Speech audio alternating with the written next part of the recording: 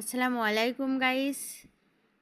দেখুন তো ভিউয়ার্স, এটা চিনতে পারছেন কি না? এটা ধুন্দুল, ঝিঙে না। আর ফ্রিজে একটা সবজি ছিল, আমি সেটা দিয়ে একটা ভাজি করব। আর আপনারা বলুন তো এটা এইভাবে ভাজি করে খেয়েছেন কি না? প্রথমে সবজিটা ছিলে ধুয়ে নিয়েছি। ধোয়ার পরে এই যে এইভাবে কেটে নিয়েছি, একটু মোটা মোটা করে, কিন্তু এইভাবে কেটে সাইড করে রেখে দিচ্ছি। এবার আমি পেঁয়াজ, রসুন, কিছু ক্যাপসিকাম আর একটু লাল মরিচ, একটু সবুজ মরিচ, এগুলো কেটে রেডি করে নিচ্ছি।